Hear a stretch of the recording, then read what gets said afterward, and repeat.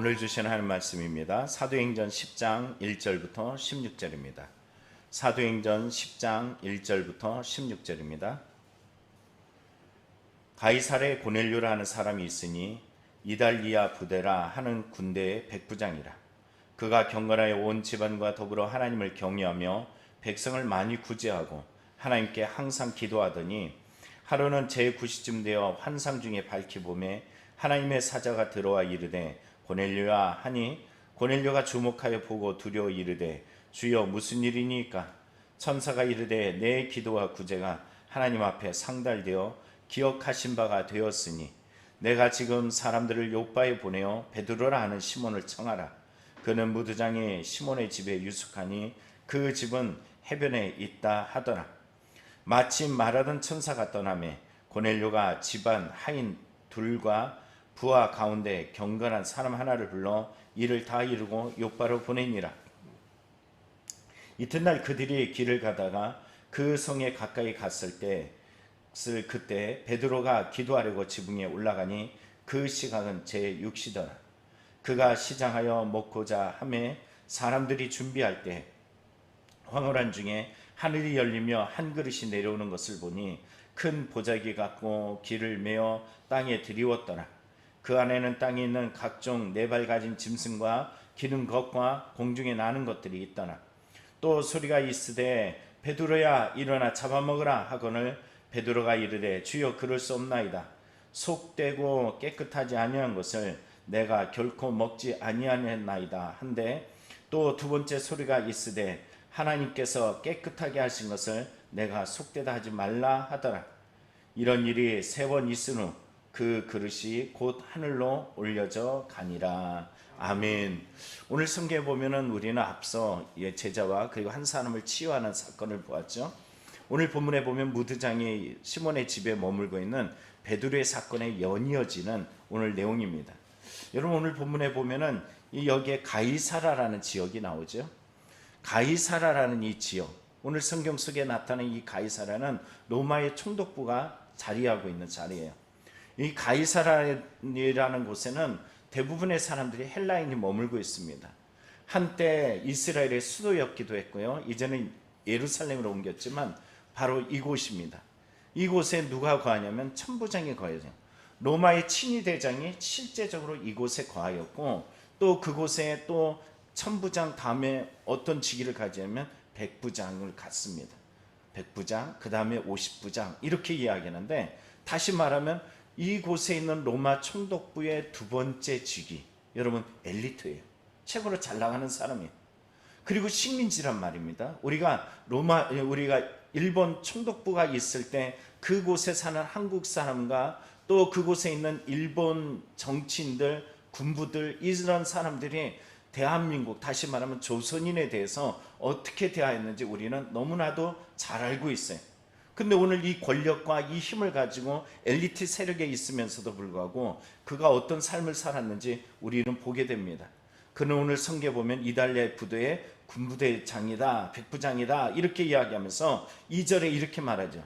그가 경건하여 온 집안과 더불어 하나님을 경외하며 백성을 많이 구제하고 하나님께 항상 기도하더니. 여러분 이 사람은 어떤 사람일까요? 신실한 믿음의 사람이에요. 근데 그가 신실한 믿음의 사람이다 라고 이야기할 때 이 사람은 유대화되어 있어요. 헬라인인데도 불구하고 유대적인 그런 신앙을 가지고 있습니다.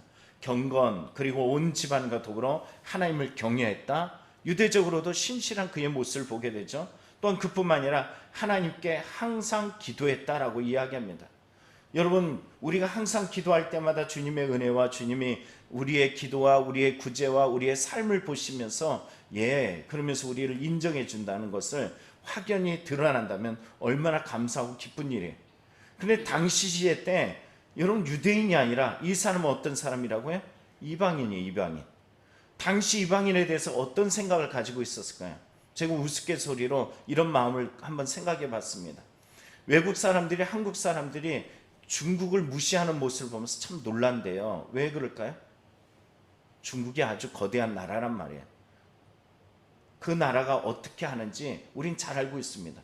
그런데도 불구하고 그 나라를 무시하는 나라는 대한민국밖에 없대. 일본이 경제대국이라고 말해요.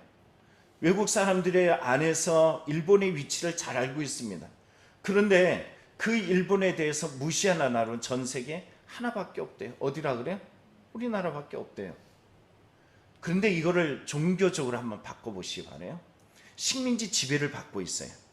근데 식민지 지배를 받고 있는데 식민지 피지배가 지배 국가에 대해서 무시하는데, 죄송합니다, 개무시를 해요. 신앙적으로. 하나님 앞에 아무리 가까이 가려고 하고 신앙적으로 뜨거우려고 그래도 그들의 마음속에 그들을 무시하는 마음이 있어요. 여러분 이걸 뭐라 그러죠? 선민의식이라 그래요. 선민의식이 자리하고 있기 때문에 그들이 디아스포라 유대인으로 또 그들이 신앙적으로 더 뜨거움으로 이곳에 온다 그래도 그들이 분명하게 선을 나눠요. 너희는 피지배인이냐 지배인이야 이런 거 상관없어요. 그들의 마음에 너희는 유대인이야 난 유대인이 아니야 이것만이에요. 나는 유대인이고 넌 유대인이 아니야 이런 기본적으로 선민의식을 가지고 선을 나눕니다. 그래서 오늘 성경 속에 나타난 이런 가운데 이 이방 사람들은 항상 뭔가의 부족함을 느꼈다라고 이야기해요. 2절에 보니까 바로 그가 경건하고 온 집안이 하나님을 경외하고 백성을 많이 구제하고 이 유대교적으로 알아주진 않았지만은 여러분 그의 신앙은 그런 것에 급급하지 않았어요. 누가 알아봐 주면 돼요? 신앙은 하나님이 알아봐 주면 돼요. 그의 신앙은 멈추지 않았습니다. 여러분 우리의 신앙의 열정들은 항상 사람에 의해서 움직일 때가 참 많아요. 당시 유대교를 들어가려고 그러고 유대교에 인정받으려고 하는 이런 신앙이 아니라 그의 신앙은 오직 누구만을 향하고 있냐면 하나님이에요. 그래서 하나님을 중심으로 그는 무엇을 하고 있었냐면 하루는 제9시쯤이라고 되어 있습니다. 여러분 유대교의 기도 시간이 있어요. 유대교의 기도 시간은 3시, 6시, 9시입니다. 여러분 우리가 알고 있죠? 사도행전 3장에 보면은 성전 미문에서 안전뱅이가 베드로와 요한을 만나게 됐고 내가 금과 은은 나왔거니와 내게 있는 나사렛 예수 이름으로 일어나 걸으라 라고 이야기는 이 놀라운 기적의 시간이 어떤 시간일까요? 성경에 보면은 그 시간이 언제냐면은 이렇게 말합니다. 제9시 기도 시간에 베드로와 요한이 성전에 올라갈세. 어떤 시간이라고요? 정해진 시간에 하나님께 기도하러 올라간 시간이에요. 여러분 우리의 기도는 사람의 의함이 아닙니다. 여러분 성전 미문에서 은혜 받은 자, 치유받은 자는 제9시에 기도하는 베드로와 요한이 그의 기도하러 가는 그 기도가 누구를 향하는지 보아지고 있어요. 그는 나사렛 예수의 이름이에요. 미문에서 기도했던 사람은 미문에서 한 푼 줍시오라고 이야기할 때 그는 무엇을 받냐면 사람마다 돈, 처지, 나에게 줄 수 있는가 세상적인 가치, 환경들을 따졌어요. 그러나 바로 그에게 나사렛 예수의 이름에 주목하게 되었고 치유됐던 사건을 기억합니다. 오늘 고넬료도 마찬가지입니다. 오늘 본문에 보면 제9시에 기도할 때 놀라운 일이 나타나게 되었어요. 환상 중에 밝혀보면 하나님의 사자가 들어와서 말합니다. 고넬료야. 여러분 우리가 기도할 때 누가 알고 계시다라고요? 하나님이 알고 계셔요. 우리의 기도가 절대 헛되지 않습니다. 고넬료의 진심된 기도가 그는 이방인이고 무시를 당하고 그는 사람들에게 야 네가 아무리 기도해도 하나님 듣지 않아. 너는 분명하게 너는 선이 그어져 있어. 선민인 나만큼 될 수가 없어라고 이야기하는데 하나님은 그 이방인 사람에게 찾아가셔서 고넬료야 라고 불러주십니다. 오늘 우리가 새벽을 깨우는 이유가 바로 여기 있습니다. 나의 기도, 나의 부르짖음, 나의 간구가 헛되이 되지 아니하고 하나님께서 그 기도하는 시간 속에 언제라도 내 마음속에 말씀을 듣고 기도하는데 마음이 뜨겁더라. 여러분 이런 고백이 어디서 나오는 걸까요? 하나님이 들어주신다는 거예요. 어젯밤에 시은이하고 같이 이렇게 손을 잡고 기도하는데 시은이가 그런 얘기를 해요. 딸이 아빠 기도하는데 마음이 뜨거워요. 눈물이 나요. 언제라도 기도하면은 그게 참 좋아요. 이런 얘기를 합니다. 여러분 그 뜨거움은 어디로부터 오는 걸까요? 하나님께서 우리의 기도를 듣고 계시다라는 거예요. 여러분 우리의 간절한 기도가 헛되이 되지 않습니다. 여러분 고넬료와 같이 우리가 환경 속에 세상이 알아주지 않아도 그냥 세상의 엘리트 의식을 가지고 살아가면서 야 너가 최고지 그게 문제가 아닙니다. 기도는 하나님께 집중하는 것이 그러면 하나님이 들어주시는 줄 믿습니다. 특별히 우리가 보는 것은 그 기도했던 고넬료의 기도는 기도에 멈추지 않았어요. 성경에 뭐라 그럽니까? 이렇게 말합니다. 4절에 내 기도와 구제가 하나님 앞에 상달되어 기억하신 바 되었으니 그의 삶을 일거수일투족을 다 보았다라는 것입니다.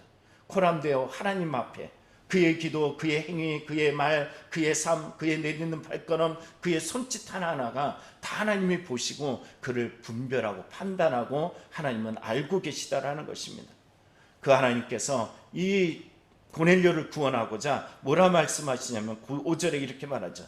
내가 지금 사람들을 요바에 보내어 베드로라는 시몬을 청하라. 여러분 그에게 말해요. 무두장이 시몬의 집에 베드로가 거기 있어. 지금 보내래. 지금.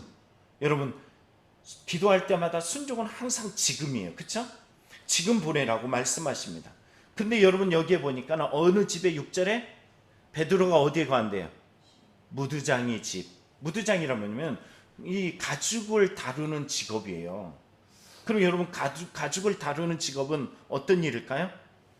수많은 짐승들을 죽여서 피를 흘리고 그리고 그것을 피 흘린 것을 가지고서 그걸 말려가지고 제품화 시킨단 말이에요. 그럼 이것은 거룩한 직업일까요? 부정한 직업일까요? 그렇죠. 부정한 직업이에요. 근데 누구의 집에 거한다고요? 베드로가 그 부정한 집에 거해요. 여러분 유대교적인 생각으로 가지면 이해할 수 없습니다. 왜냐하면 부정한 집에 베드로가 가고 있어? 아니 이게 뭐야? 이런 생각을 해요. 그런데 불구하고 우리는 성경 속에 알게 되는 것은 고넬료가 두 집의 하인을 보내게 되었고 이튿날 그 집에 갈 때 여러분 성경의 9절에 이렇게 말합니다. 베드로가 기도하려고 지붕에 올라가니 그 시간은 제6시라. 이때도 베드로도 여전히 기도의 시간을 맞춰서 기도하죠. 3시, 6시, 9시라고 할 때 6시 정오에 기도합니다. 이때는 언제냐면 이제 점심을 먹어야 될 배가 아주 고픈 그 시간이에요. 그래서 10절은 말합니다. 그가 시장하여 먹고자 하며. 여러분 이 무두장이 집에서 부정한 짐승을 잡아 있는 이곳에서 여러분 그곳에서 먹는다라는 것은 누구도 부정하게 됐다라는 거예요. 베드로도 유대교적으로 보면 부정하게 되었어요. 부정하게 된 이 베드로가 그곳에서 배고픔을 못 이기고 있고 배고픔의 가운데 기도하고 있을 때 갑자기 하늘이 열렸어요. 여러분 기억하십시오. 스데반 집사님이 하늘이 열렸던 것처럼 바로 그가 부정한 집에서 기도하는 곳에 하늘이 열렸어요. 그리고서 그곳에서 그릇 한 그릇이 내려오는데 네 곳에 그런 묶여진 곳이 있고 그곳에 뭐가 담겨져 있냐면 12절에 나옵니다. 각종 네 발 가진 짐승과 기는 것과 공중에 나는 것들이 있었더라. 여러분 이게 뭘까요? 성경에 보면 14절에 이게 뭔지 압니다. 이렇게 말하죠. 깨끗하지 아니한 것을 내가 먹을 수 없다. 속되고 깨끗하지 아니한 것이 내려왔다는 거예요. 하나님께서 말씀하시면 먹어라 라고 이야기하는데 베드로는 뭐라고 이야기하냐면 속되고 깨끗하지 않은 것을 결코 내가 먹을 수 없다라고 이야기합니다. 여러분 지금 그가 어느 집에 거하고 있다고요? 부정한 집에 거하고 있어요. 부정한 것에 이미 부정함을 타고 있어요. 그런데도 불구하고 하나님께서 내려주신 그것을 먹는다 먹지 않는다라고 얘기할 때 그의 말에 보면은 먹지 않겠다라고 얘기해요. 왜? 율법적으로 그건 부정하기 때문이래. 그런데 이것을 먹으라고 하시니까 누구라고요? 하나님이셔요. 하나님이 먹으라 그러면 먹어야죠. 여러분 성경에 보면 이것을 뭐라고 하면 15절 하나님이 두 번째 이렇게 말씀하셔요. 하나님께서 깨끗하게 하신 것을 내가 속되다 하지 말라. 하나님 뭐라 말씀하셨다고요? 속되다고 하나님 내가 깨끗하게 한 것을 네가 부정하다라고 말하지 마. 그리고서 세 번째도 또 일이 있었대. 이 말은 베드로가 들었다 안 들었다? 안 들었다요. 여러분 자기는 이미 부정해졌으면서도 하나님께서 부정한 것을 깨끗하다고 얘기할 때는 안 먹어. 부정한 집에 거하면서 부정하다라는 것을 깨끗하다라고 얘기할 때는 그것은 안 들어요. 내가 하는 것은 괜찮은데 하나님께서 하라라는 것은 별로 마음에 안 들어하는 이 베드로의 모습은 여러분 이것을 뭐라고 합니까? 이것을 자기 기만이라고 그래요. 자기를 속이는 거예요. 내가 기도하는 것 같고 내가 예배드리는 것 같고 내가 부활을 체험한 것 같으면서도 여전히 우리의 삶에 감춰진 모습 뭐냐면은 자기 기만이 있어요. 여러분 고넬료를 보시죠. 부정한 것 같고 별 볼 일 없는 것 같고 이방인이고 구원에서 예외인 것 같지만 하나님은 그에게 찾아가셔서 고넬료야 라고 불러주시며 너의 기도, 너의 행위, 너의 모습을 내가 다 안다라고 말씀하셔요. 그런데 정말로 거룩하고 거듭났고 변화됐다라고 이야기하는데 이 삶의 모습을 보면 전혀 그렇지 못한 모습을 발견하게 됩니다. 여러분, 오늘 우리 안에 발견할 것은 뭘까요? 남의 문제를 보는 것이 아니라 내 안에 말씀하시는 주의 음성에 온전히 귀 기울일 수 있는 신앙이 필요해요. 진짜 신앙은 누군가가 알아주는 인간적인 것이 아니라 하나님께서 나에게 알아주시는 기도, 하나님께서 원하시는 마음, 나의 행위 속에서 하나님의 뜻 앞에 그런지 그렇지 않은지 우리 자신의 귀를 기울이며 말씀 안에 순종하는지 그 여부에 의해서 나의 신앙이 온전히 구분되어지는 줄 믿습니다. 오늘 이 새벽을 깨우는 저와 여러분이 그 믿음으로 다시 온전하게 신실하게 바르게 나아갈 수 있는 하나님의 거룩한 백성으로 서나가기를 축복합니다. 기도하겠습니다.